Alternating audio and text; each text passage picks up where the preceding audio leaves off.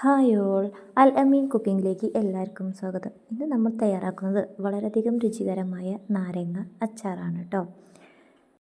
കടകളിലത്തേക്കാളും വളരെയധികം രുചിയിൽ ഒട്ടും തന്നെ കെമിക്കലില്ലാതെ നമുക്ക് സ്വാദിഷ്ടമായ നാരങ്ങ അച്ചാർ വീട്ടിൽ തന്നെ റെഡിയാക്കിയെടുത്താലോ.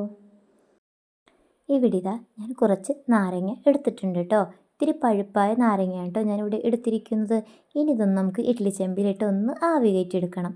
ഇവിടെ നാരങ്ങയ്ക്ക് ഒന്ന് ആവി കയറ്റിയെടുത്തിട്ടുണ്ട്. ഇനി ഇതൊക്കെ നമുക്കിതൊന്ന് നാലാക്കി മുറിച്ച് മാറ്റി വയ്ക്കാം. ഇനി ഇതിലേക്ക് കുറച്ച് ഉപ്പും കൂടിയും ചേർത്ത് നമുക്കിതൊന്ന് മാറ്റി വയ്ക്കാം. ആവി കയറ്റിയെടുക്കുമ്പോൾ നാരങ്ങ ഉടഞ്ഞു പോവാതെ ശ്രദ്ധിക്കണം കേട്ടോ. ചിലത് പൊട്ടിപ്പോവാറുണ്ട്. ഇനി അടപ്പത്തൊരു ചീനച്ചട്ടി വെച്ച് അതിലേക്ക് 1 ടീസ്പൂൺ കടുകും 1/2 ടീസ്പൂൺ ഉലുവയും ചേർത്ത് നന്നായി തന്നെ ഒന്ന് വറുത്ത് മാറ്റി വയ്ക്കാം. ഇനി ഇതൊരു മിക്സിയുടെ ജാറിൽ നമുക്കൊന്ന് പൊടിച്ചെടുത്ത് വയ്ക്കാം. ഇനി ഇവിടെ അച്ചാറിടാൻ വേണ്ടിയിട്ട് നല്ലെണ്ണയാണ് കേട്ടോ ഉപയോഗിച്ചിരിക്കുന്നത്. അടപ്പത്തൊരു ചീനച്ചട്ടി വെച്ച് നല്ലെണ്ണ ഒഴിച്ചു കൊടുത്തിട്ടുണ്ട്. ഇനി ഇതിലേക്ക് ഒരു വലിയ ടീസ്പൂൺ തന്നെ കടുക് ചേർത്ത് കൊടുക്കാം.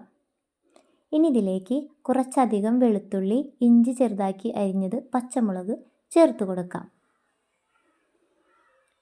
ഇനി ഇത് നന്നായി തന്നെ ഒന്ന് മൊരിഞ്ഞ് കിട്ടണം കേട്ടോ. ഇനി ഇതിലേക്ക് ഒരു തണ്ട് കറിവേപ്പിലയും കൂടി ചേർത്ത് കൊടുക്കുന്നുണ്ട്. ഇനി ഇതെല്ലാം തന്നെ ഒന്ന് മൊരിഞ്ഞതിന് ശേഷം ഇതിലേക്ക് നമുക്ക് പൊടികൾ ചേർത്ത് കൊടുക്കണം.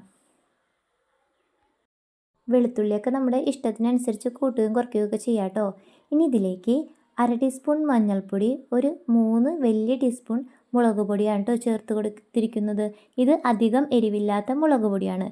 ഇനി ഇതിലേക്ക് നമ്മൾ നേരത്തെ ഉലുവയും കടുകും വറുത്ത് പൊടിച്ച് വെച്ചതും കൂടി ഇതിലേക്ക് ചേർത്ത് കൊടുക്കാം.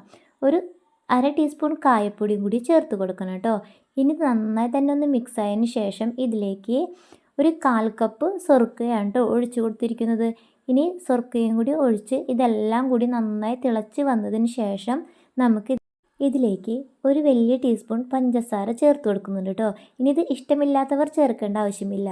പുളിയും ഉപ്പും എരിവൊക്കെ ഒരു ബാലൻസ് ആവാൻ വേണ്ടിയിട്ടാണ് ഇതിലേക്ക് 1 ടീസ്പൂൺ പഞ്ചസാര ചേർത്ത് കൊടുത്തിരിക്കുന്നത്. ഇനി ഫ്ലെയിം ഒന്ന് ഓഫാക്കിയതിന് ശേഷം ഇതിലേക്ക് നമ്മൾ നേരത്തെ മാറ്റി വെച്ചിരിക്കുന്ന ചെറുനാരങ്ങ ചേർത്ത് കൊടുക്കാം. ഇനി ഫ്ലെയിം ഓൺ ആക്കേണ്ട ആവശ്യമില്ല കേട്ടോ. ഇനി ഈ സമയത്ത് ഉപ്പൊക്കെ കറക്റ്റാണോ എന്ന് നോക്കണേ. ഇതിൻ്റെ മുകളിലായി ഇപ്പോൾ കുറച്ച് എണ്ണ തെളിഞ്ഞ് നിൽക്കുന്നുണ്ട്. ഇതുപോലെ എണ്ണ തെളിഞ്ഞ് നിൽക്കുകയാണെങ്കിൽ അച്ചാർ പെട്ടെന്ന് പൂത്തു പോവുകയില്ല കേട്ടോ. വളരെയധികം രുചിയിലും കുറേ നാൾ പുറത്ത് ഈ അച്ചാർ സൂക്ഷിക്കാവുന്നതാണ്. എയർ ടൈറ്റായ ഒരു ചില്ല് കുപ്പിയിലേക്ക്, ഒട്ടും തന്നെ നനവൊന്നുമില്ലാത്ത കുപ്പിയിലേക്ക് ഇത് ചൂടാറിയതിന് ശേഷം നമുക്ക് ഇട്ട് കൊടുത്താൽ വളരെയധികം കാലം രുചികരമായി കൂട്ടാവുന്ന നാരങ്ങ അച്ചാറാണ് കേട്ടോ ഇത്. ഈ നാരങ്ങച്ചാറിൻ്റെ റെസിപ്പി നിങ്ങൾക്ക് ഇഷ്ടമായിട്ടുണ്ടെങ്കിൽ സബ്സ്ക്രൈബ് ചെയ്യാനും ലൈക്ക് ചെയ്യാനും മറക്കല്ലേ. ഇൻഷാ അല്ലാഹ് നാളെ മറ്റൊരു വീഡിയോയുമായി വീണ്ടും കാണാം.